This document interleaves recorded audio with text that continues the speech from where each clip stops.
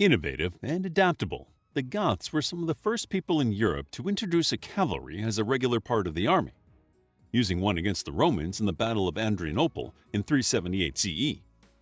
Historically, the Goths are not the people who walk around with dark eye makeup and leather clothing. Neither are they the people writing Gothic literature or building Gothic cathedrals that still impress millions today. The Goths were much older than that. They lived in Europe during the ancient and medieval times and radically changed the course of history. Gothic influence is scattered across Europe. The Goths finally sacked Rome, first united Spain as an independent country, and even defeated Attila the Hun in battle. They also influenced European culture, touching everything from warfare to art. Thus, the Goths influence much of who we are today. It's time to discover who these people are and why they were so unique. Who were the Goths? Despite the Goths' impact on world history, historians know little about their origins. The term Goth appears to include several Germanic tribes, and these people were also called other names such as Scythians and Suevi. By the time the Romans came to prominence, their interactions with the Goths had given rise to two new names, Ostrogoths and Visigoths. These were two different and powerful tribes. The Ostrogoths were the eastern tribes, and the Visigoths were the western tribes. The two groups had many similarities and even shared a few rulers throughout their history. Still, they were two separate groups that shaped Roman history and greatly influenced our world today. The Ostrogoths mainly settled in Eastern Europe, starting in the Balkans. Their lineages are complex, mostly because succession was not dependent upon heredity. Of course, this did not stop lineages such as the Mal dynasty, which was the most powerful Ostrogothic line. The Ostrogoths were strong soldiers and even fought the Huns. They were eager to spread out, and between 493 and 526 CE, they stretched to Dalmatia, Italy, and Switzerland. During the reign of King Theodoric, they were one of the strongest tribes in Europe, but after his death, their power waned as the local tribes began infighting. The Ostrogoths eventually fell to the Byzantine Empire and were absorbed. The Visigoths were the Western Goths. However, they fled to the Danube area in 376 CE when the Huns entered Europe, accepting Roman rule in exchange for safety. Over time, the Visigoths adopted more Roman traditions, such as Arian Christianity. Under the leadership of Alaric, the Visigoths sacked Rome in 410 CE as the first conquering army to ever do so.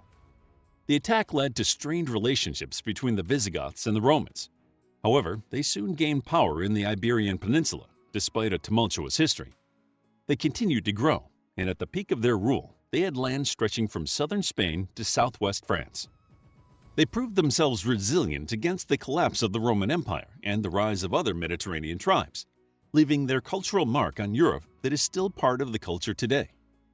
The Goths did not start as these powerful tribes. Instead, they started so small that historians are not sure where they originated from. Some historians believe the Goths came from Scandinavia and migrated farther south during the 1st century CE. Poland has a Gothic village, but there is evidence that the Goths shared the land with other tribes. Not all European or Germanic tribes were part of the Goths. For instance, the Vandals, who later attacked Rome, fought the Goths. Over time, the Goths continued to move east, settling near the Black Sea as a conglomeration of different cultures. Here, the Romans first met the Goths and called them the Scythians, and they were actively hostile against the Roman Empire.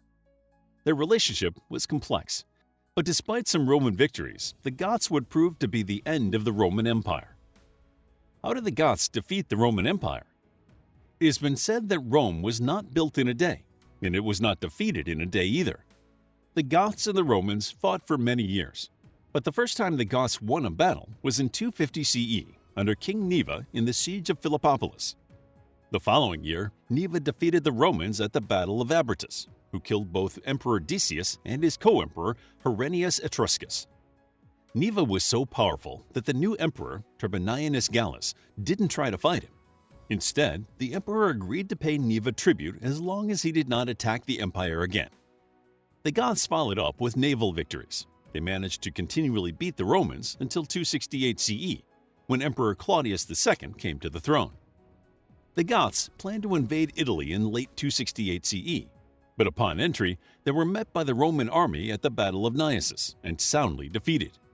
However, this did not stop the Goths.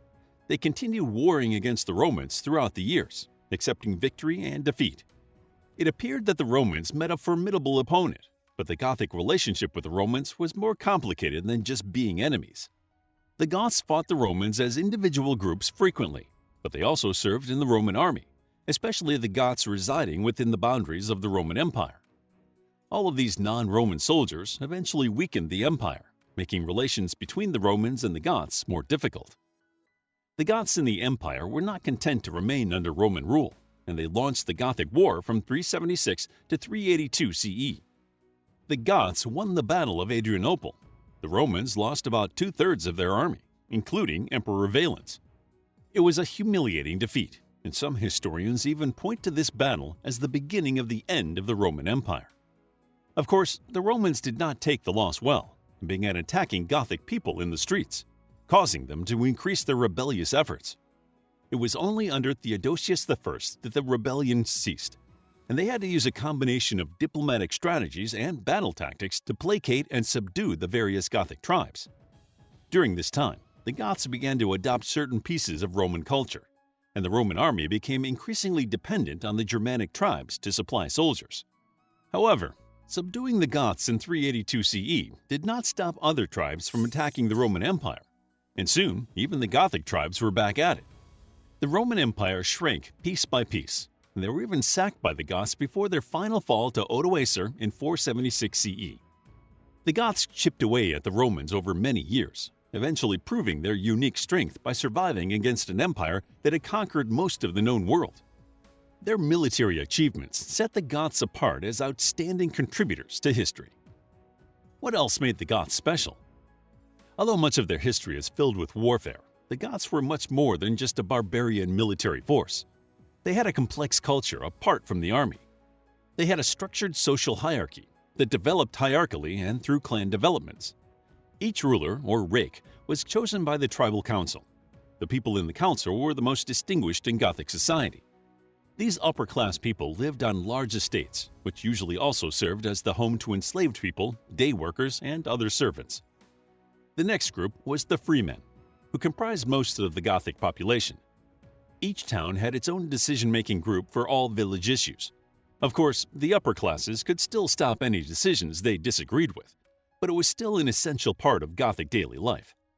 The lowest class was the enslaved people, who generally served the upper classes. Many of the Goths were farmers, using oxen to plow their fields and planting grains like wheat, barley, and rye. They also kept animals like sheep, poultry, cows, donkeys, and horses.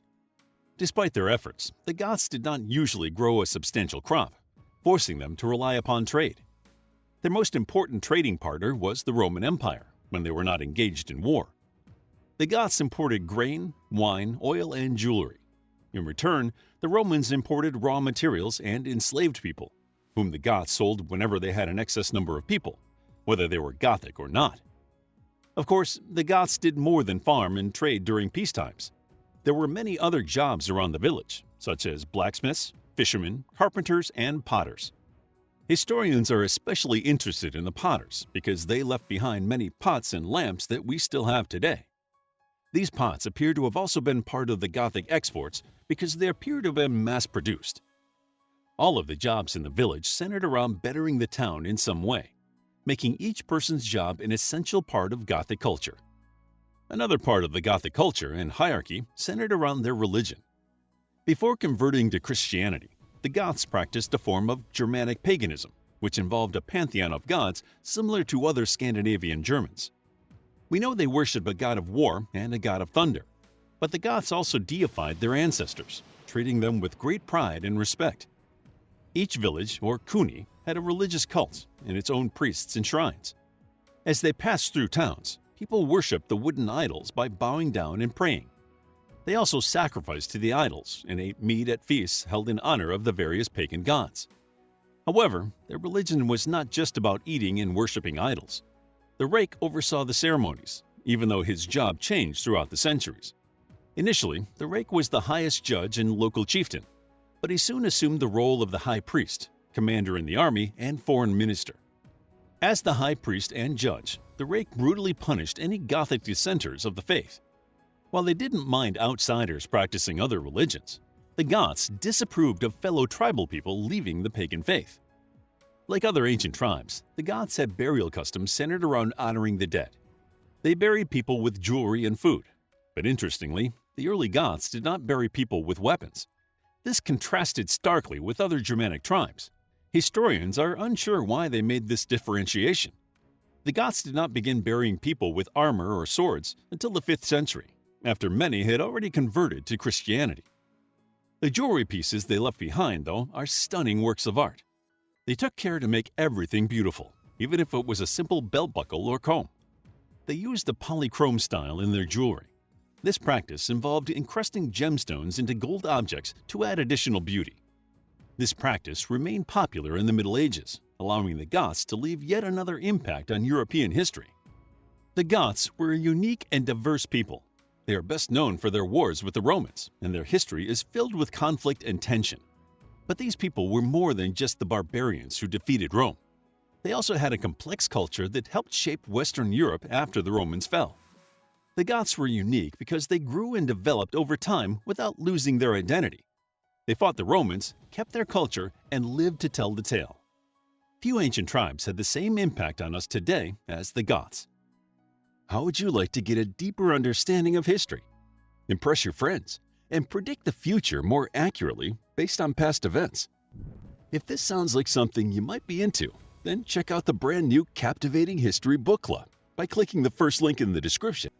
To learn more about the Goths, check out our book, The Goths, a captivating guide to the Visigoths and Ostrogoths who sacked Rome and played an essential role in the fall of the Western Roman Empire. It's available as an ebook, paperback, and audiobook. If you enjoyed the video, please hit the like button and subscribe for more videos like this.